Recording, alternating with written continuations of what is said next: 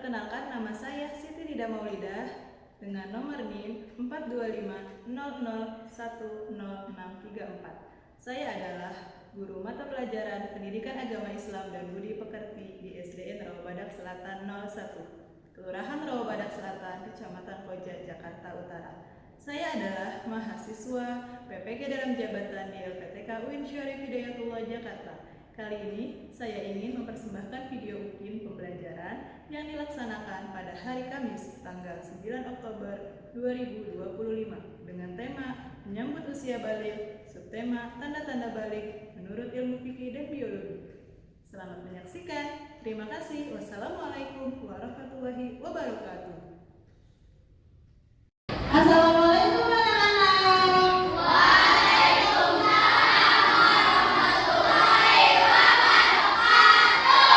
Gimana kabar kalian hari ini?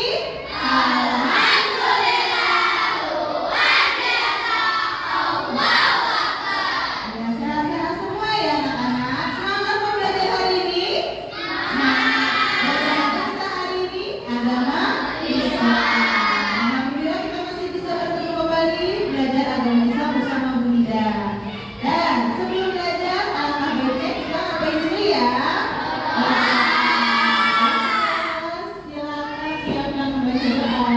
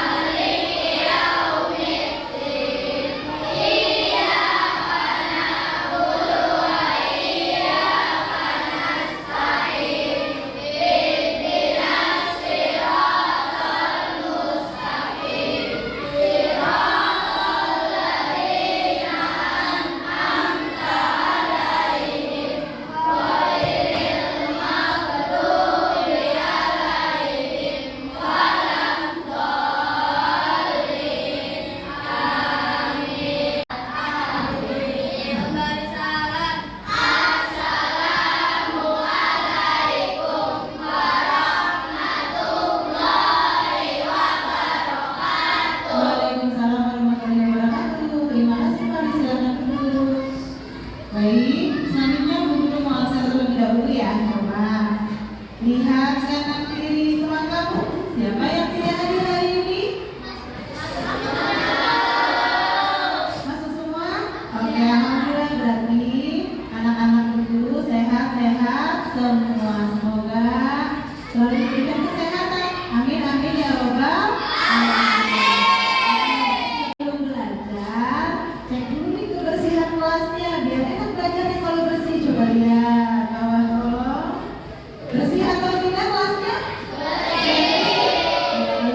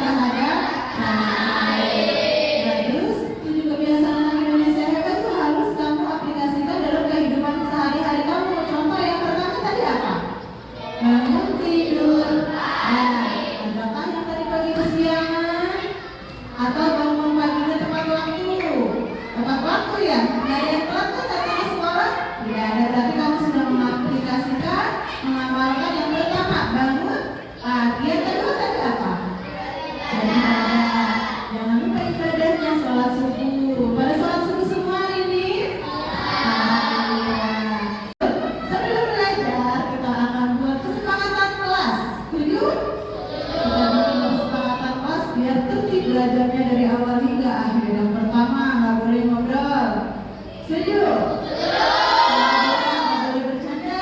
Setuju? Iya. Terus kalau mau ke kamar mandi mau buang air besar dan buang air kecil harus izin kepada guru. Ya. Guru mau tanya nih, pekan lalu kita sudah belajar agama Islam. Apa ya, masih ingat nggak? Indahnya keberagaman. Emang keberagaman itu apa aja? Ada apa aja keberagamannya? Budaya, ras, bahasa, apa lagi? Agama. Nah, kalau beragam seperti itu, kalau berbeda nih sama kita agama Islam. Ada yang Hindu, ada yang Kristen. Apakah kita muslimin atau tidak? Kita harus menghargai, ya, harus toleransi. Oke, ada yang tahu hari ini kita mau belajar tentang apa ya? Ada yang tahu? Hari ini guru mau menyampaikan tentang materi menyambut akhir balik. Buku agamanya dikeluarkan, boleh? Silahkan. Kita belajar tentang menyambut istilah balik, ada di halaman 50. Kalian bisa buka. Ada yang sudah tahu apa itu balik? Ada yang sudah tahu? Yang ada di pikiran kamu balik itu apa? Sudah memasuki usia dewasa, apa lagi? Sudah dewasa, apa lagi? Sudah menginjak dewasa yang mengalami banyak perubahan. Ya, sebagian udah ada yang bisa jawab, berarti semalam baca buku. Nah, bedanya orang yang sudah balik dengan yang belum balik, ada yang tahu? Ada yang tahu bedanya? Dulu sebelum balik seperti ini, sesudah balik seperti ini. Ada yang tahu bedanya? Maksudnya yang dulunya kecil sekarang udah balik tumbuhnya semakin cepat besarnya. Biasanya kalau perempuan ditandai dengan apa? Menstruasi. Kalau yang laki-laki dulu apa yang dilakukan? Tujuan pembelajaran kita hari ini yang pertama, peserta didik mampu menjelaskan pengertian balik. Kedua, peserta didik mampu menyebutkan tanda-tanda balik menurut pandangan ilmu fikih dan biologi. Yang ketiga, peserta didik mampu menjelaskan kewajiban setelah balik. Keempat, peserta didik mampu menjelaskan larangan bagi orang yang berhadas ke saat ini. Keempat poin ini akan kita pelajari hari ini. Kita dulu ada film ini. Kamu bisa tonton terlebih dahulu ya. Nanti setelah nonton ini ada pertanyaannya. Apa yang kamu lihat?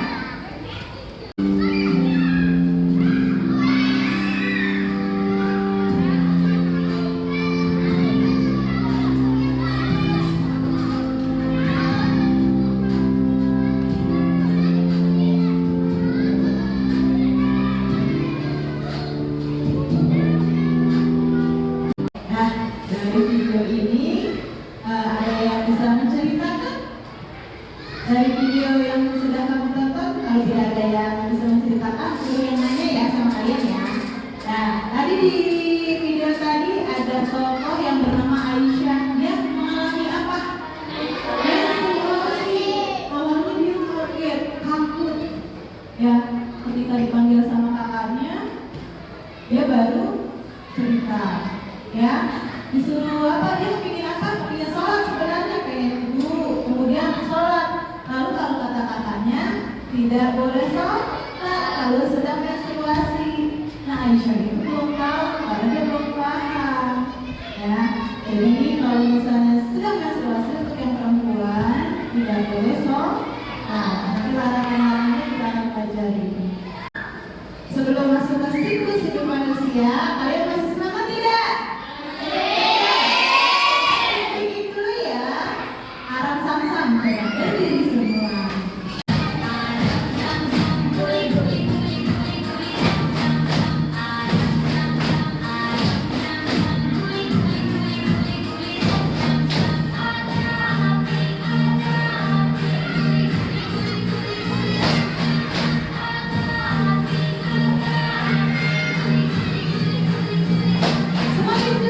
Pandangan matanya ke depan semua tentang siklus hidup manusia.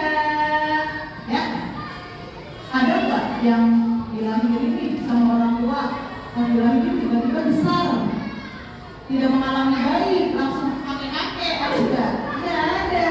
Jadi siklus hidup manusia yang pertama dilahirin jadi apa dulu? Bayi.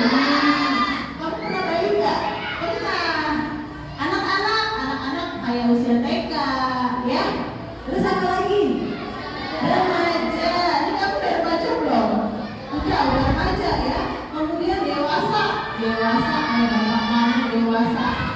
Selanjutnya sehabis dewasa, ayah kakek kamu. Jadi siklus manusia yang pertama balita.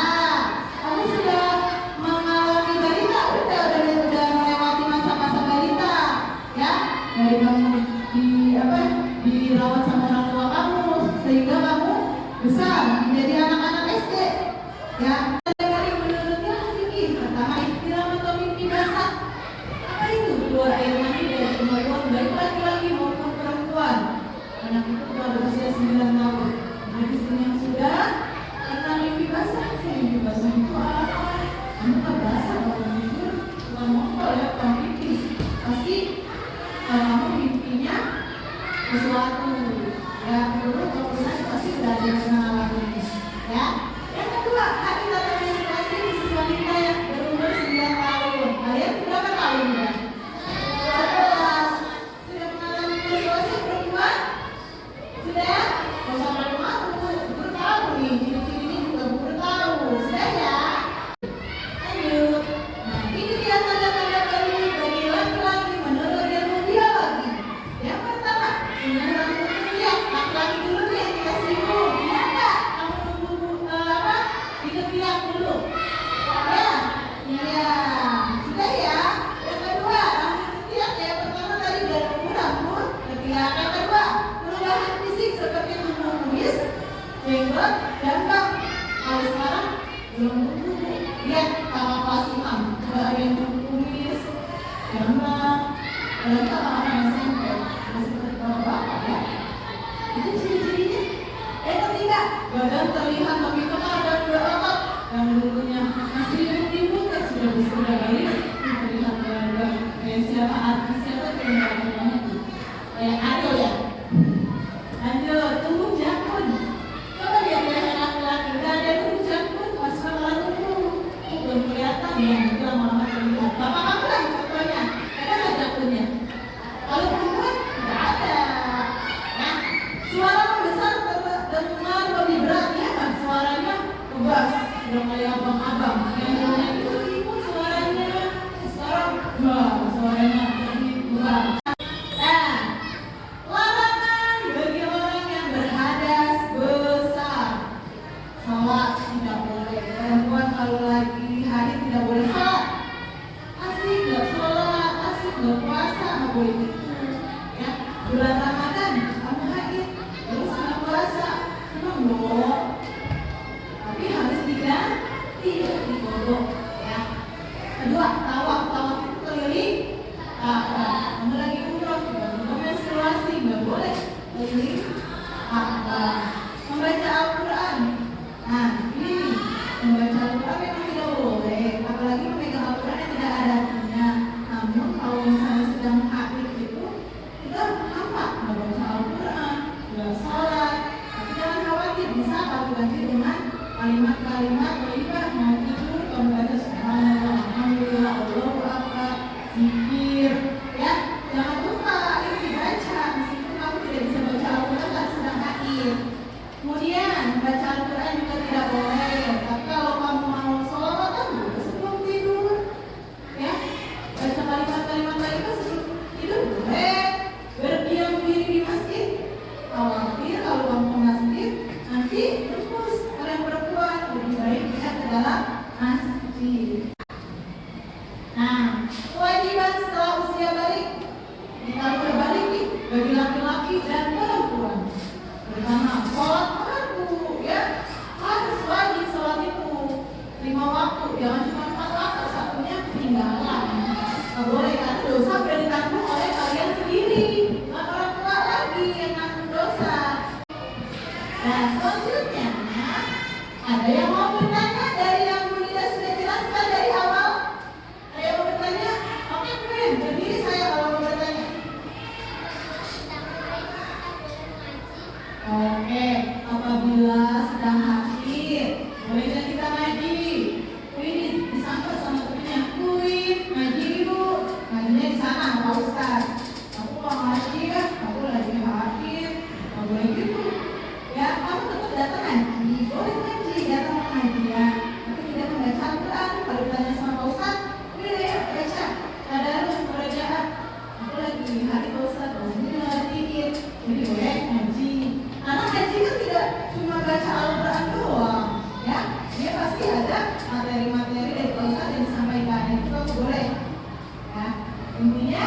Ngaji, kalau datang ke pengajian boleh, tapi kalau baca Al-Quran tidak boleh. Apalagi yang Al-Quran itu kan ada artinya. Paham? Paham. Selanjutnya siapa yang mau tanya lagi? Ya, silakan Anita.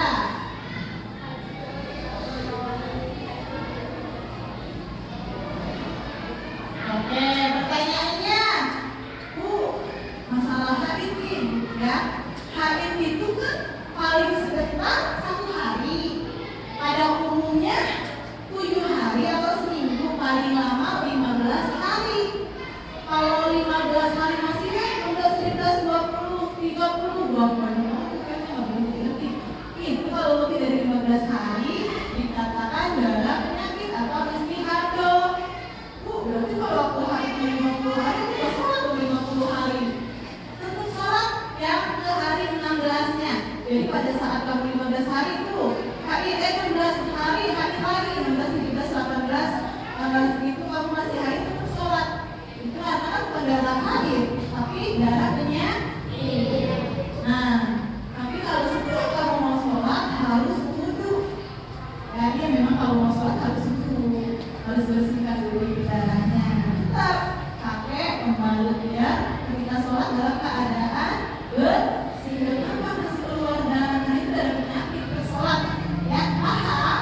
Paham. Selanjutnya ada yang bertanya lagi? Oke, Adelia.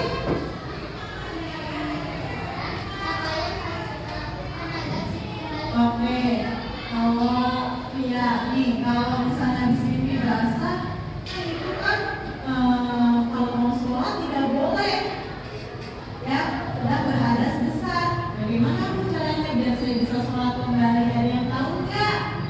Ngapain dulu? Mandi wajib. Nah, pertanyaan iya, pertanyaannya bagus nih. Tapi mengenai mandi wajib dan tata cara mandi wajibnya kita akan bahas di pertemuan selanjutnya. Tapi aku buru-buru bahas sekarang sedikit, tapi lebih jelasnya nanti depan ya, pelajaran selanjutnya.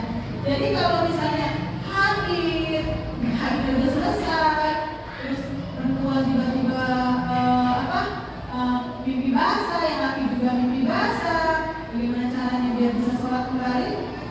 Ngaji, ya bisa sholat, ngaji, jalankan ibadah yang lainnya, itu harus mandi wajib. Apa tidak niatnya? Apa? Ayo sama-sama niat mandi wajib. Bismillahirrahmanirrahim. Nawaitu tusallirabbil hadasil asghari lillahi ta'ala. Seperti itu, jadi harus mandi wajib terlebih dahulu, tadi itu niatnya, baru bisa melaksanakan ibadah yang lainnya, sholat, ngaji, seperti itu. Paham? Selanjutnya, kesimpulan. Siapa yang mau menyimpulkan dari materi yang tadi Bu Nida sudah jelaskan? Oke, Kalisa, silakan berdiri. Dengerin, ya. Kalisa mau menyimpulkan. Baik adalah bisa ketika seorang anak bertanggung jawab atas perbuatan baik dan buruknya ketika dalam Islam. Ya. Tanda-tandanya adalah mimpi basah bagi laki-laki dan haid bagi perempuan. Setelah balik, seorang muslim sudah wajib melaksanakan ibadat seperti sholat, puasa, dan kewajiban lainnya. Sholat, membaca dan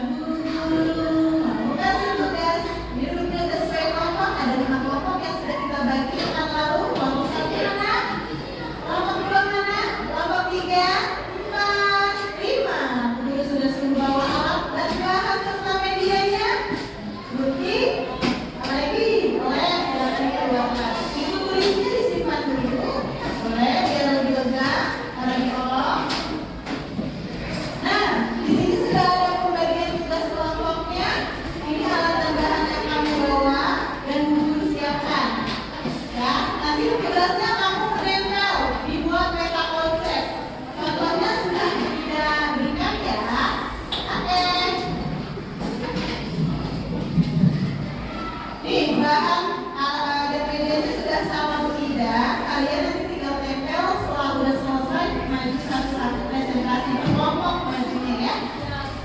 Kalau kelompok 5 ketuanya maju boleh. Kelompok 5 ketuanya maju boleh. Siapa kelompok 5?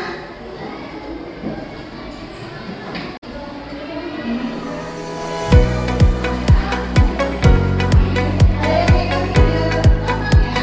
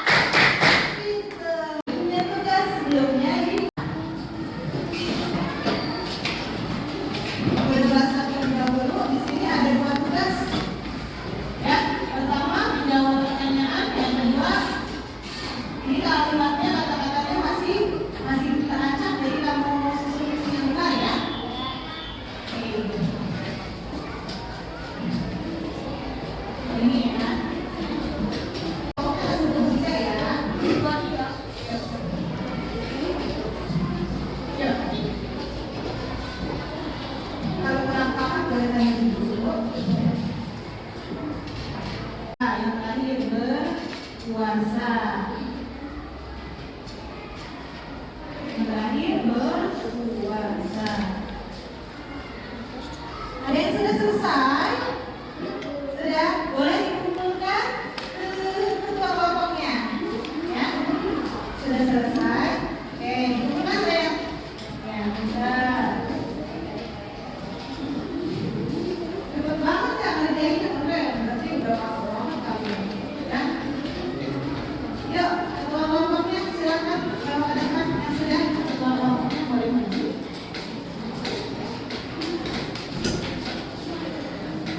Bapak-bapak lagi, anggotanya yang belum.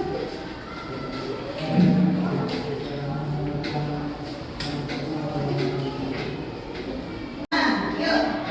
Yang pertama ada gambar apa? Orang lagi? Satu. Yang kedua? Bertiga. Yang kedua laki-laki bertiga. Perempuan. Yang ketiga? Bertiga. Yang kedua? Satu. Tahu nggak ini tuh kalimat ini sholat, bertiga, belajar, berpuasa. Ini kewajiban bagi seseorang yang sudah balik. Bisa semua ya? Keren, good job.